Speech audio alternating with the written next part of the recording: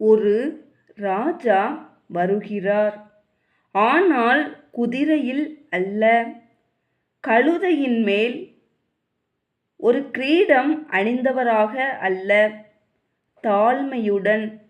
மத்தேயு 21 ஒரு வரலாறு மட்டுமல்ல, ஒரு ராஜாவை வரவேற்கும் அழைப்பு.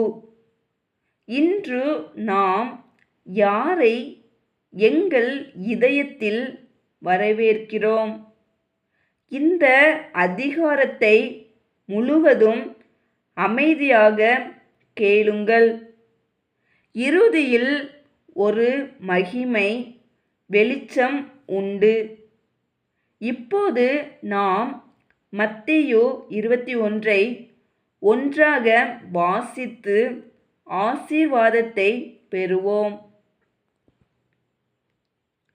அவர்கள் எருசலேமுக்கு சமீபமாய் சேர்ந்து ஒலிவ மலைக்கு அருகான பெத்பகேக்கு வந்தபோது, இயேசுவானவர் சீசரில் 2 பேரை நோக்கி, உங்களுக்கு எதிரே இருக்கிற கிராமத்துக்கு போங்கள்.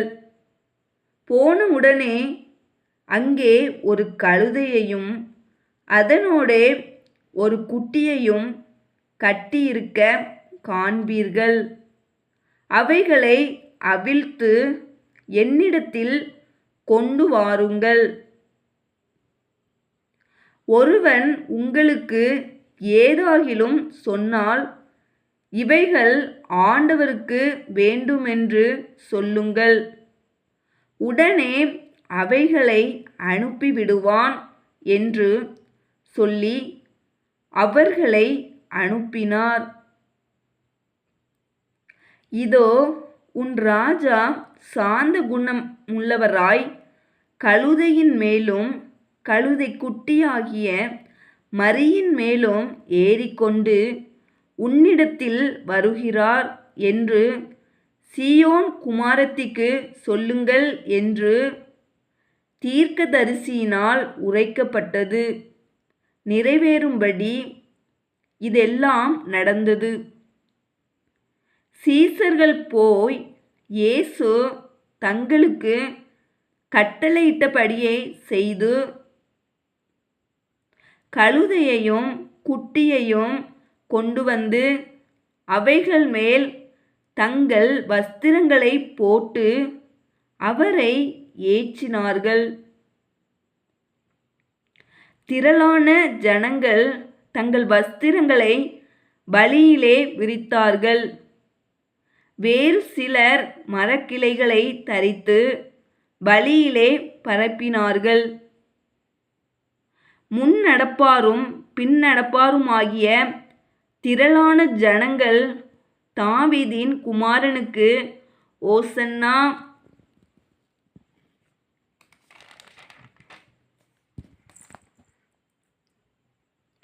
கர்த்தரின் நாமத்தினாலே வருகிறவர் ஸ்தோத்தரிக்கப்பட்டவர், உன்னதத்திலே ஓசன்னா என்று சொல்லி ஆர்ப்பரித்தார்கள். அவர் எருசலேமுக்குள் பிரவேசிக்கையில் நகரத்தார் யாவரும் ஆச்சரியப்பட்டு, இவர் யார் என்று விசாரித்தார்கள்.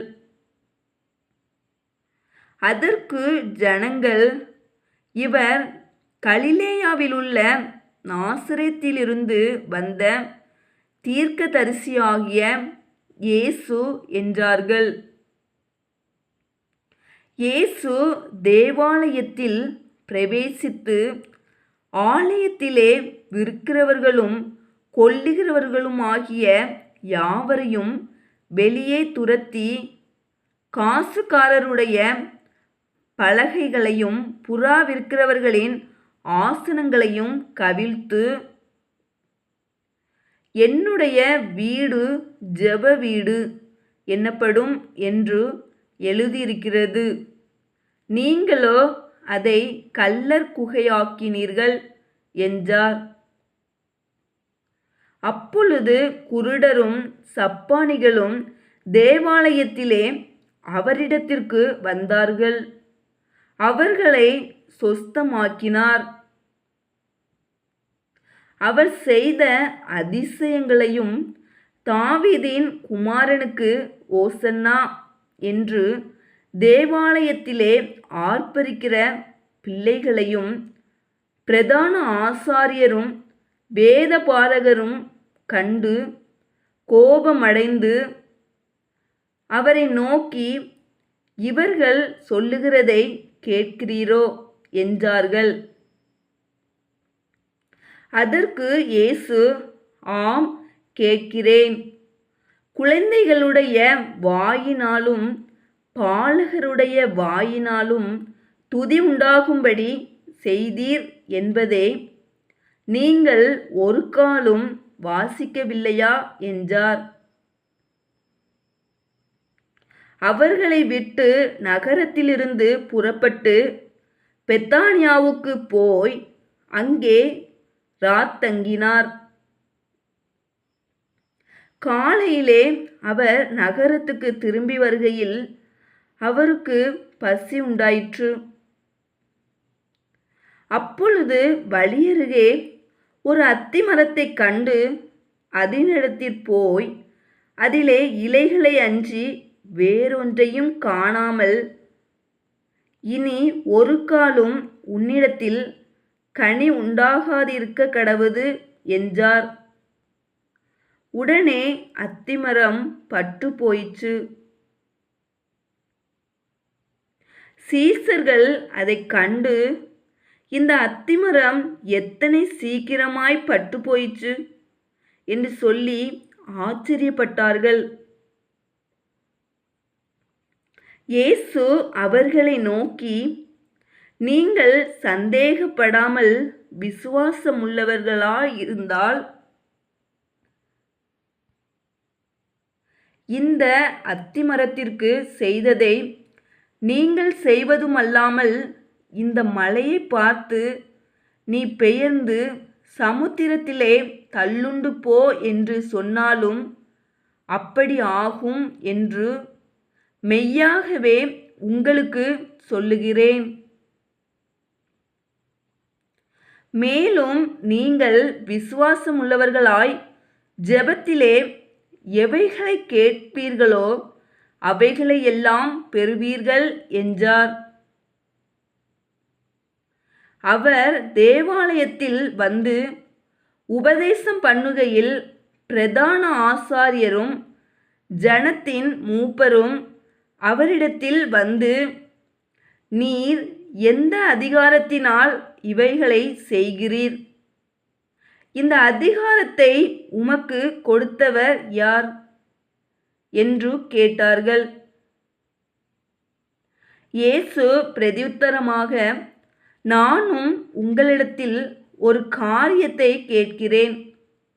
அதை எனக்கு சொல்லுவீர்களானால் நானும் இன்ன அதிகாரத்தினாலே இவைகளை செய்கிறேன் என்று உங்களுக்கு சொல்லுவேன். யோவான் கொடுத்த ஸ்நானம் தேவனால் உண்டாயிற்றோ மனுஷரால் உண்டாயிற்றோ? யாரால் உண்டாயிற்று என்று கேட்டார். அதற்கு அவர்கள், தேவனால் உண்டாயிற்றென்று சொல்வோமானால் பின்னே ஏன் அவனை விசுவாசிக்கவில்லை என்று நம்மை கேட்பார். மனுஷரால் உண்டாயிற்றென்று சொல்வோமானால் ஜனங்களுக்கு பயப்படுகிறோம், எல்லாரும் யோவானை தீர்க்கதரிசி என்று எண்ணுகிறார்களே என்று தங்களுக்குள்ளே ஆலோசனை பண்ணி இயேசுவுக்கு பிரதியுத்தரமாக, எங்களுக்கு தெரியாது என்றார்கள். அப்பொழுது அவர், நானும் இன்ன அதிகாரத்தினால் இவைகளை செய்கிறேன் என்று உங்களுக்கு சொல்லேன் என்றார். ஆயினும் உங்களுக்கு எப்படி தோன்றுகிறது? ஒரு மனுஷனுக்கு 2 குமாரர் இருந்தார்கள். மூத்தவனிடத்தில் அவன் வந்து, மகனே, நீ போய் இன்றைக்கு என் திராட்சைத் தோட்டத்தில் வேலை செய் என்றான். அதற்கு அவன் மாட்டேன் என்றான். ஆகிலும் பின்பு அவன் மனஸ்தாபப்பட்டு போனான். இளையவனிடத்திலும் அவன் வந்து அப்படியே சொன்னான். அதற்கு அவன், போகிறேன் ஐயா என்று சொல்லியும் போகவில்லை.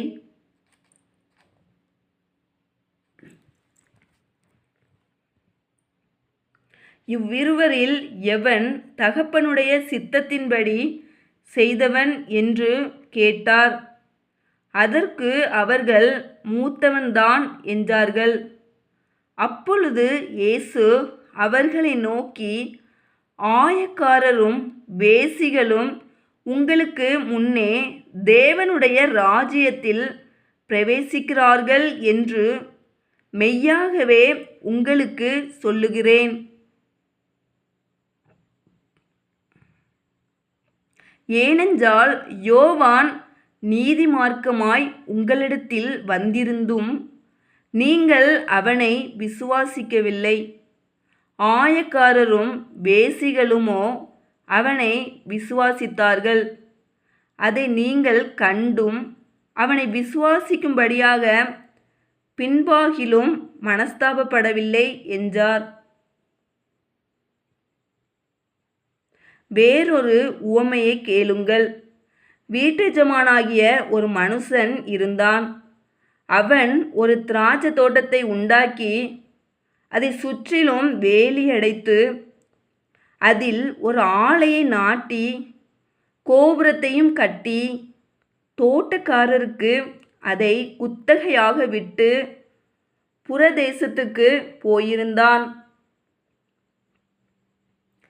கனிகாலம் சமீபித்தபோது அதன் கனிகளை வாங்கி கொண்டு வரும்படி தன் ஊழியக்காரரை தோட்டக்காரரிடத்தில் அனுப்பினான். தோட்டக்காரர் அந்த ஊழியக்காரரை பிடித்து ஒருவனை அடித்து ஒருவனை கொலை செய்து ஒருவனை கல்லெறிந்து கொன்றார்கள்.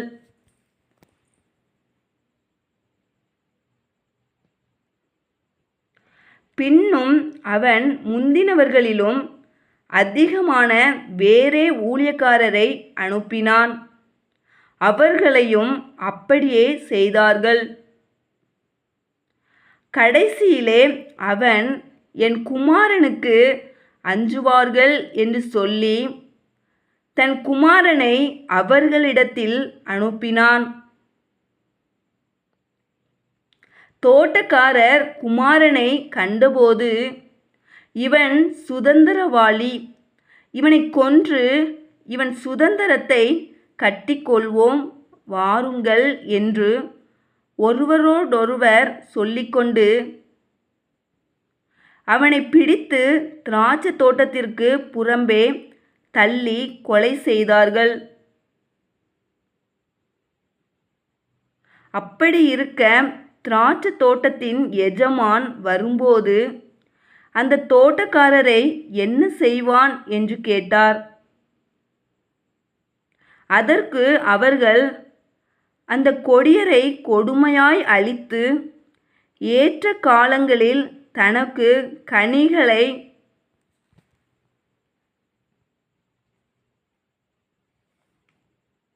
கொடுக்கத்தக்க வேறே தோட்டக்காரரிடத்தில் திராட்சை தோட்டத்தை குத்தகையாக கொடுப்பான் என்றார்கள். இயேசு அவர்களை நோக்கி, வீடு கட்டுகிறவர்கள் ஆகாதென்று தள்ளின கல்லே மூலைக்கு தலைக்கல்லாயிற்று.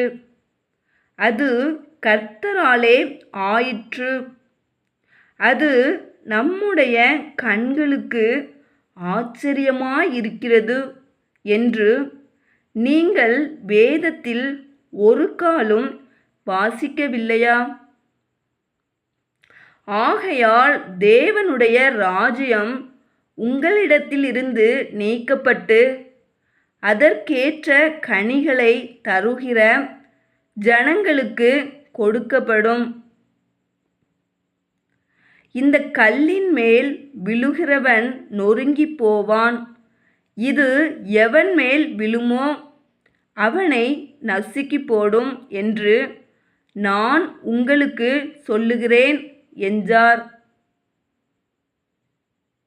பிரதான ஆசாரியரும் பரிசேயரும் அவருடைய உவமைகளைக் கேட்டு தங்களை குறித்து சொல்லுகிறார் என்று அறிந்து அவரை பிடிக்க வகை தேடினார்கள். ஆகிலும் ஜனங்கள் அவரை தீர்க்கதரிசி என்று எண்ணினபடியினால் அவர்களுக்கு பயந்திருந்தார்கள்.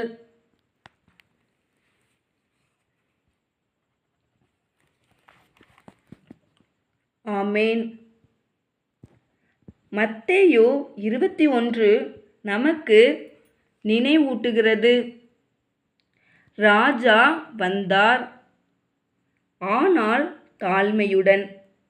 ஓசன்னா என்று கூவிய மக்கள் சில நாட்களில் மாறினார்கள். ஆனால் ராஜாவின் அன்பு மாறவில்லை. இன்று நாம் ஓசன்னா என்று சொல்ல தயாரா? இந்த வாசிப்பு உங்களை தொட்டிருந்தால் லைக் செய்யுங்கள், ஷேர் செய்யுங்கள், சப்ஸ்கிரைப் செய்யுங்கள். ஜீவ வார்த்தை, தேவனுடைய வார்த்தை உங்கள் வாழ்க்கைக்காக.